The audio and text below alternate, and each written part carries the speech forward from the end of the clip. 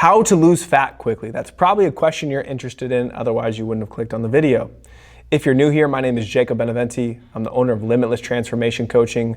We work with business owners and executives to help them transform their physiques so that they look better, feel better, and lead better. And I am obsessed with body transformation. In this video, I'm going to be reacting to Lane Norton and Andrew Huberman, talking about how to lose fat more quickly, more efficiently, and more aggressively. Now, when I'm done, I'm gonna teach you the 3-step process I take my clients through to help them lose fat systematically, maintain that result, and then be able to achieve whatever fitness goal that they want in the future. Make sure you stay around for that. What is the healthiest way to approach a kind of rapid weight loss? And here what I think is happening is somebody has an event coming up, or they're just tired of being the weight they are, carrying the amount of adipose tissue they are, and they wanted to know whether or not it is safe to, for instance, lose 3 pounds a week for a few weeks in anticipation of a wedding or some other event, and whether or not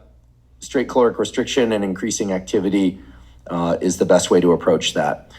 With the understanding that they may gain back a little afterwards. They might I think ideally they'd like to maintain it afterwards. But what do you think of that sort of approach? Cutting caloric intake in half, for instance, and then doubling your physical output. So it's interesting because you might be surprised by what I'm going to say, which is the research data actually tends to suggest that people who are like obese, who lose a lot more weight early, are more likely to keep it off, which seems a little bit kind of contradictory, right? Like, well, that doesn't seem very sustainable.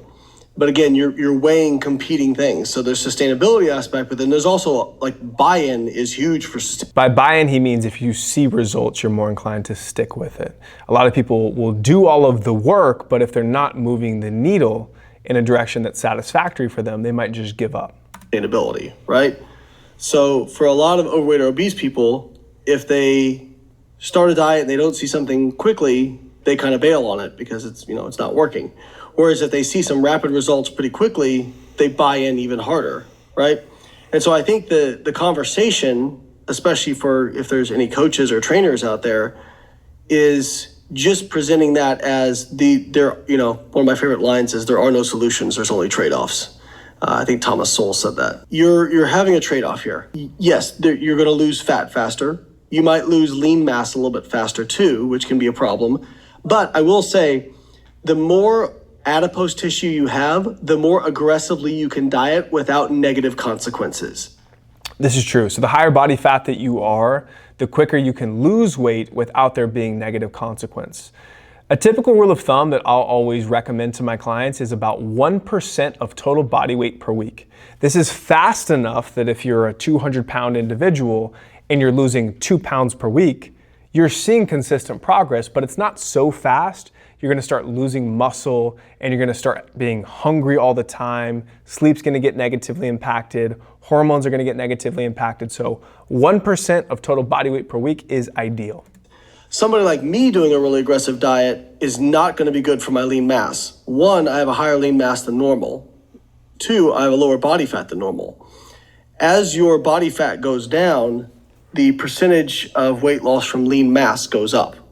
So people who are very obese, because they have so much adipose tissue to pull from, there's very little reason for the body to catabolize lean tissue. That being said, if you go on people misinterpret, they're like, well, I got an in-body done or a DEXA done and I've lost, 2 pounds of lean mass and they've lost 20 pounds overall. Well, keep in mind, adipose tissue itself is... That's really good. If you can lose fat and stay roughly within the ballpark of what your lean tissue was when you started your fat loss phase, you're winning at life. Now, if you lose 30 pounds and 15 of those pounds were lean tissue, you didn't really improve your body composition because of how much muscle you lost. 13% lean mass. So there's actually protein component to the structural component of the adipose tissue, and it does have some water. So it's about 87% lipid, but the other part is lean. At minimum, you should expect a 13% reduction in lean mass when you diet. And then when you consider you lose body water overall, which registers as lean mass, and you lose your splanchnic tissues can shrink a little bit. So it's normal to lose, for the average person to lose like 25 or 30% of the weight that they lose from lean mass, but that doesn't mean skeletal muscle tissue. Okay, if I'm going to do this, I need to understand that I'm not going to be dieting this way forever. I'm doing this to give myself a boost at the beginning, and I have to be okay at some point with transitioning to something that's a little bit more sustainable. Based on what you just said, it reminds me of the satiety signal effect of exercise you mentioned earlier, that exercising can improve our sense of when we've had enough to eat. I just want to briefly mention that when Ali Crum was on the podcast, she mentioned that they'd been doing a study that I have to pair you to and hear the conversation as a fly on the wall, because what she was telling me was that if people believe that a food is nutritious for them, then eating less of it registers as more satiating. Whereas if people view dieting as a deprivation system, dieting is hard and the food sucks and it's terrible, well then they crave all sorts of other things. Whereas they actually observe in their studies where people report reduced craving if they are told, for instance, a chicken breast and broccoli and some olive oil and rice is actually quite nourishing. It's actually really good for you. Yeah. Then people eat that and they feel like they've actually eaten more. The satiety signaling goes up. That's interesting. So the belief about the food you're consuming will dictate how satisfying it is to you. Some people hear diet or track their food or improve their nutrition. All they hear is pain and restriction. They actually don't hear improve your quality of life. So there's a tethering in their mind that if I'm going to get in shape or lose body fat, my life's going to suck more. When all fit people know the opposite is true.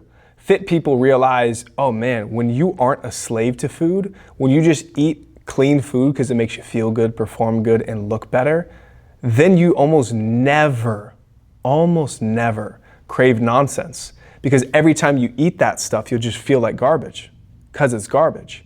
But when someone's eating garbage all the time, they're accustomed to it and they begin to crave it. The reward signaling pathways in the brain run one chemical mainly, dopamine. There are others, of course, and very few algorithms. It's sort of like a intermittent reinforcement is one, random reinforcement, but in the end, there aren't many algorithms, and we are probably not optimized, certainly not optimized for our own health, because people will eat themselves to death, drug themselves to death, et cetera, simply because something felt good at one point. Right. It proves your point. One of the things I tell people, I said this on Andy Frisella's podcast, was the dichotomy of life is if you do what's easy in the short term, your life will be hard. If you do what's hard in the short term, your life will get easier. It's very strange. And actually, Ethan Suplee had a great example of this. When he was over 500 pounds, he said, the amount of work I had to do to construct my life that I could just live was so much more work than just going to the gym for a couple hours a day. The gym work is hard.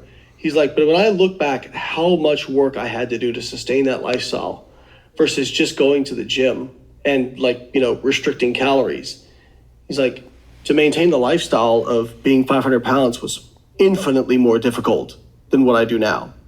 And so again, a great example, short-term hard, going to the gym, calorie restriction, long-term, life's easier. Human behavior is so interesting because we can hyperfixate on a goal. For example, if you had a high school reunion or a tropical vacation, you knowing that tropical vacation is going to occur is going to motivate you so much to lose 10, 20, 30 pounds, and you'll probably do it. But you're not doing it for the reasons you think you are. You think you want to look your best on the beach. I mean, if you wanted to look your best on the beach, you'd just always be in really good shape. So when a beach presented itself and you found yourself on a beach, you could take your shirt off and look your best. But why did you have to wait for the wedding, the vacation, the high school reunion to get in shape? It's because of pain. You looked forward into the future, you saw an image of yourself you weren't satisfied with, you now, and you knew you wanted something better in the future. Isn't that powerful? You created this picture of something you didn't want. You felt pain tied to that picture, and that pain made you start doing the work. Let's talk about this 3-step framework. So the first thing that any of my clients do when they begin coaching with Limitless is they go get a DEXA scan. A DEXA scan is the industry standard for body composition. It tells you how much fat you have, how much muscle you have, how much bone density, you have and how much visceral fat you have. It tells you exactly where your body is at. Based off of where my client starts, we build them a roadmap, which consists of 3 phases. Phase 1's a sculpting phase. Michelangelo, he has this beautiful quote that David was already within this stone, this block of marble. All he needed to do was remove everything that is not David. Very similar to how we view body recomposition and body transformation. My clients go through the process when they begin considering they're outside of an ideal body composition range to get into an ideal body composition range. Because outside of 10 to 15% for men and 17 to 24% for women, you're not gonna really look very good, you're not gonna feel very good, you're not gonna feel very athletic. So that is stage 1, fat loss. And I'll pop up on the screen an image of what that fat loss will look like. Well, you'll notice afterwards there's a stretch where the body maintains. And you see that maintenance, it doesn't just happen, it happens through systemization, it happens through discipline. Why most people regain weight after losing a bunch of body fat or a bunch of weight is because the process they took was so arduous and strenuous that they get to the end of their goal and they stop doing all the things that got them there. What we do in stage 2 of our client roadmap is called a reprogramming phase, where we work with our clients to reprogram their mental and their physical to maintain for a little bit so that their new result becomes their new normal. This video must be really good because my camera just said internal temperature too hot. So, hey, we're back. Okay, so section 2, stage 2, step 2 in the process is this reverse diet.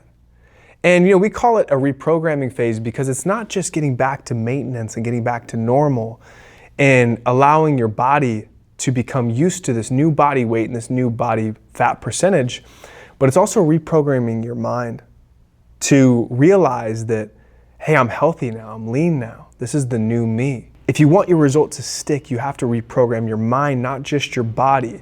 That way, the fitness level you experience is now a part of who you are, not just a location you went to go visit for a little bit. Step 3 is the Ascension phase. Now, why do we call it the Ascension phase? Because for some people, they'll want to gain muscle and start, really putting on strength and lean tissue. But this is really where many of our clients will begin to inspire other people. See, they went from somebody who is out of shape to an elite shape, and that's become part of who they are. How could you not look at that and be inspired? Additionally, we'll have clients who will set goals to do a bodybuilding show, or maybe to run a race, or to do a high rocks, or to do a Spartan race of some sort. This is where, because of who you've become, you set your sights on higher things because, as you know, you don't just arrive in fitness. You don't just get there one day and say, okay, I'm done. It's about constant progression. It's why I love working with business owners because they realize constant progression because fitness and business are very similar. Once you've achieved for yourself, what better than to inspire the people around you to begin their journey and to set bigger goals and to continue becoming successful. Here's the other thing. Just imagine this. Imagine you got in such good shape that your family decided to get in better shape, your team decided to get into better shape, your whole community began to ascend with you and to get better because one person, you, made the decision to transform. That's a powerful thing. That is our 3-step roadmap. Sculpt, the sculpting phase. Remove what's not you. Get to the leanest, most athletic version of yourself. Wow. Keeping and putting on some muscle. Reprogramming phase, where you sit, relax, get back to maintenance, and maintain your new lean physique for a stretch of time. Then the Ascension phase, to begin setting your sights on higher things, to begin growing, to begin getting stronger, to begin getting other people in your community doing exactly what you did, transforming.